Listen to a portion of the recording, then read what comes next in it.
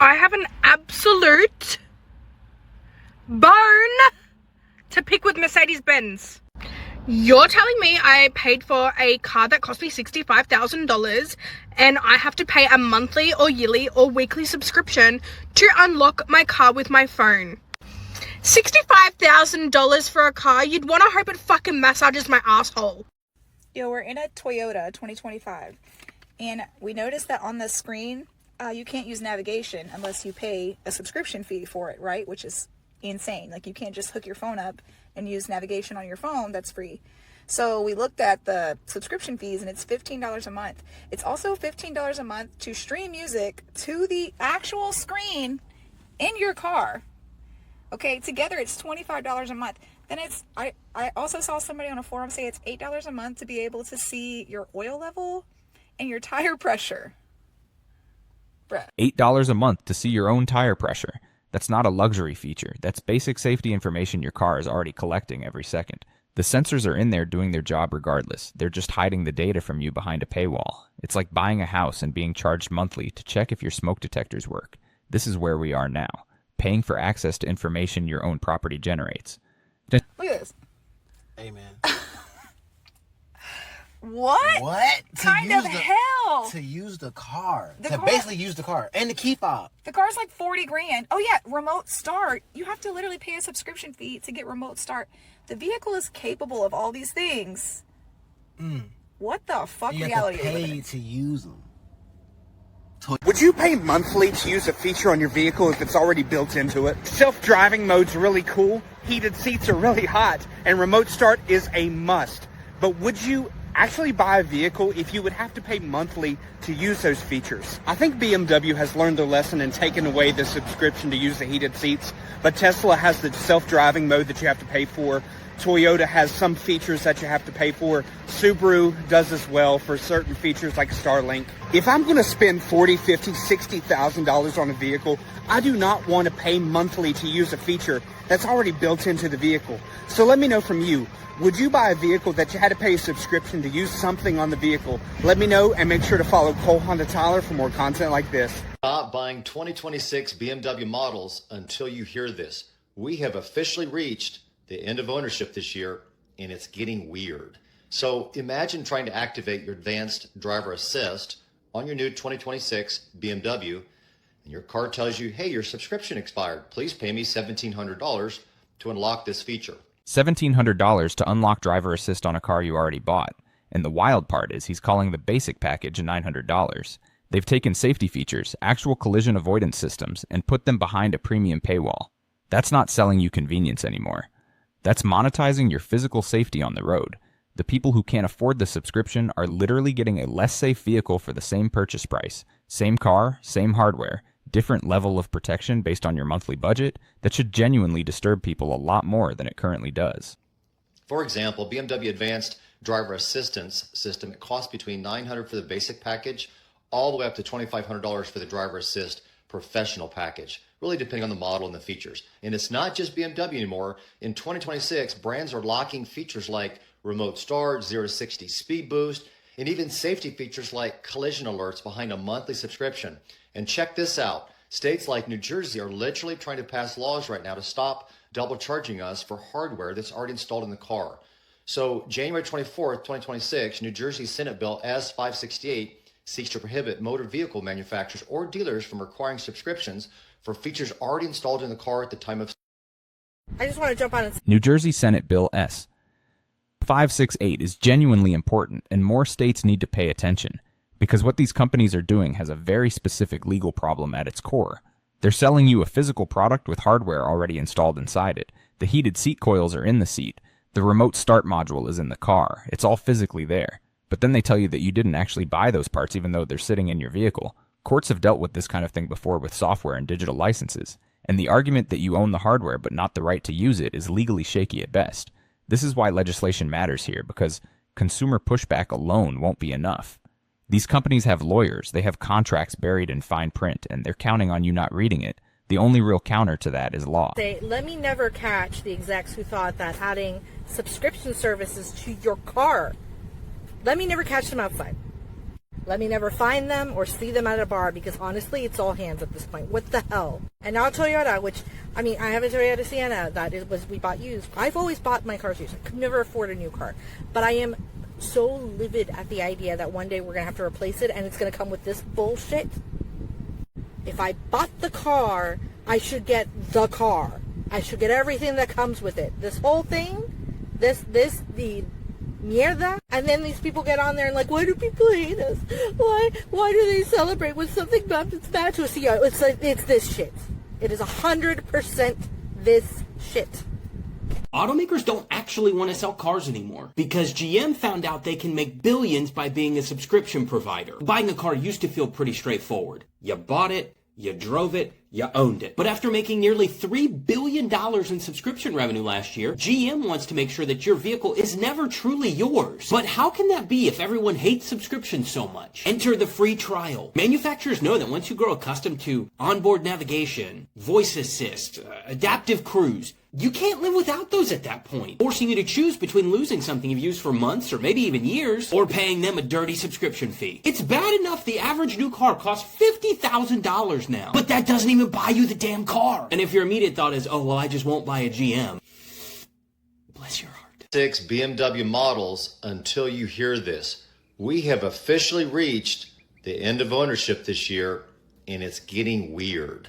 So imagine trying to activate your advanced driver assist on your new 2026 BMW, and your car tells you, hey, your subscription expired. Please pay me $1,700 to unlock this feature. For example, BMW Advanced Driver Assistance System, it costs between $900 for the basic package, all the way up to $2,500 for the Driver Assist Professional package, really depending on the model and the features. And it's not just BMW anymore. In 2026, brands are locking features like remote start, 0-60 speed boost, and even safety features like collision alerts behind a monthly subscription. And check this out. States like New Jersey are literally trying to pass laws right now to stop double charging us for hardware that's already installed in the car. So January 24th, 2026, New Jersey Senate Bill S-568 seeks to prohibit motor vehicle manufacturers or dealers from requiring subscriptions for features already installed in the car at the time of sale or lease. Are we really okay with our cars being a Netflix? Honda's now charging a subscription fee to open your own garage. Most modern cars come with a product called HomeLink, which integrates with your garage door opening system. Up until now, that's always been free tech included with the purchase of the vehicle. Well, Honda said we can fix that and has made it $130 for a 3-year subscription or $180 for 5, which is part of a broader epidemic of paying $50,000 for a brand new vehicle loaded with features that you can't use unless you offer recurring revenue. Features like remote start that used to be built right into your key fob. Oh yeah, that one's only available through your phone now for $20 a month. And unfortunately, it doesn't look like there's any relief coming anytime soon. All manufacturers are starting to play in the subscription space in one way or another. And as people gravitate towards used vehicles, those are going to become more expensive as well. At this point, the only thing that might be able to save us is BYD landing in America. There's a huge disconnect between corporations and consumers. Ford just announced subscription. You buy a new Ford and you want to connect your phone to use the Navigator music, you got to pay them a monthly fee. You got to buy a car, $50,000 at least, and you don't own the right to that car. You got to pay them for the right to use your phone through the car. Think about what's actually being said here for a second. Your phone is yours. Your music is yours. The speakers in the car are yours because you bought them. And Ford is inserting themselves as a middleman between your property and your other property, charging you a toll to pass information between two things you already own. He's watching Toyota get absolutely roasted online for this exact behavior, and Ford is just jumping in anyway. That tells you everything about how confident these companies are that people will eventually just pay. They're banking on convenience, winning over principle, and honestly, history suggests they might be right. But people like this guy who say flat out, I'm not participating, that's the only real answer. I don't know who's running these brands. Did they not just see what happened to Toyota? Everybody's like, well, fuck Toyota. I won't buy a Toyota then if I have to pay for a subscription. And here comes Ford. Me too. I'm going to be part of the subscription plan. I don't know. I don't know what's going on. I don't know what they're thinking. I don't think it's going to work. I don't see anybody doing it. I would rather buy a used car than buy a new car that I have to pay for a subscription. I'm not playing. I'm not participating. That's not a game I'm playing. I guess they, like everything else, they got to learn. They got to learn by losing money, because it will affect how people shop for a car. Brands that go this route will get affected. It's not going to be a very... He's right, and here's exactly how it plays out. People stop buying new used car demand spikes, used car prices climb. Now even the escape route gets expensive, and these companies shrug because they're making subscription money anyway. The only real pressure point is if enough buyers coordinate and just refuse en masse. Not one person, not a viral video, but a sustained market signal that says we are done. New Jersey's legislation is the most promising thing mentioned in this entire video. Because individual consumer choices can be weighted out, laws cannot. If you're watching this and you're genuinely angry, find out if your state has anything similar moving through legislature and make some noise. That's the actual move here. It is charging us $600 a year to keep all of our functions on our 2025 Camry after we've owned it for a year. Let's go ahead and dive into what it is. Well, everything's a subscription nowadays, so it shouldn't be too surprising that cars are now wanting a subscription as well. And after a year, Toyota expires some of the vehicle functions. So what are those functions? Well, probably the biggest thing that expires after a year is remote start via the Toyota app. So you used to be able to, from anywhere, open the app and remote start your vehicle to get it cooled down. That's no longer a thing after a year. You also lose the digital key functionality, so you have to take your keys everywhere with you. You can no longer use your watch or your phone. Another big thing that expired is our navigation. Despite us buying the high-end XSE trim level with the big screen, when we tab to the navigation menu, guess what? It's now expired, and if I hit get started, all it wants to do is sell me this subscription. So how much is the subscription? Well, $15 a month is the entry-level price. If you want the app functionality with things like navigation, which I feel like we already paid for. Now, if you want additional things like Apple Music to be able to function inside the car natively, that's $25 a month. And then if you want Wi-Fi on top of that, that's an additional $25 a month. So yes, you can spend $50 a month on this Camry in subscriptions, $600 a year. Now, $600 a year on top of your car payment, insurance, gas, and maintenance. He laid it out perfectly. $15 a month gets you basic app stuff. 25 ads, Apple Music, another 25 for Wi-Fi. That's $50 a month in subscriptions on a car. You're probably already paying $700 a month to finance. And the navigation thing is the part that stings. They bought the high-end trim specifically for the big screen. That screen is physically there, staring at them every single day, completely locked. This is the free trial trap. They let you use it for a year, you build your whole routine around it, and then they take it away and count on the inconvenience of losing it, being worse than just paying. It's psychologically designed, and it works, which is exactly why they're all doing it now. of course, we're not doing that. I don't think it's worth that, but do you think it's worth it? Comment your thoughts down below, and if you want to learn all about the Camry, we have a ton of videos, so be sure to follow us down below. Any longer. You're just being given access to them. And if you're unfamiliar with what I'm talking about, one woman found out the hard way. She purchased a Mazda and then went to remote start the Mazda, and the Mazda did not start. She tried calling the company, and they told her she now has to pay for remote start. Take a listen to this for yourself. This economy is making me a criminal, okay? I'm currently researching how to jailbreak a car system. That sounds crazy, right? Listen to this. I bought this car because I wanted push to start. I wanted to be able to start my car when I'm not in my car, okay? Not that complicated. This is already installed. It's installed in the car. Yay! I find out I have a free 3-year trial. Meaning after the trial, they want me to pay a $10 a month subscription cost for something already installed in my car. Are you fucking kidding me? It's already installed in my car. You want me to now pay you a subscription on top of the $30,000 car that I bought from you? And you heard what she said, right? So that means you can purchase a vehicle for $30,000, $40,000, $50,000 and still be locked out because you're going to have features that are going to be hidden behind a subscription. And as you can see, this is not something that's coming in the future. This is happening right now. That's Mazda. That has got her locked out. Have a look at this for yourself. She bought the car because of remote start. That was literally her deciding factor. Watched it work, loved it, built it into her daily life, and then 3 years later, the car just stops. And the fact that she's researching how to jailbreak her own vehicle, that sentence right there tells you how broken this whole thing is. We've reached a point where people feel like criminals for trying to use something they legally purchased. The company isn't just charging extra. They're actively making you feel like an outsider in your own car. New buyers got a 3-year complimentary trial to use these advanced features that include remote start and also Apple CarPlay. I keep seeing TikToks about people being mad that they have to pay for a subscription to be able to use features of their car, like starting your car, locking, unlocking, like seeing all the things on the app. And when I first got my old car, they gave me 3 free years of that service of the Mazda app. And I was like, okay, cool, but I don't think that my dad's gonna keep paying for that service just so that I can start my car in the winter. So when we went shopping for my new car, I was like, oh my gosh, I'm so excited. I'm gonna get another 3 years of this because I'm gonna get a new car. So it's gonna come with 3 more years of service. And when I got my car, they told me that I only have 1 year of it.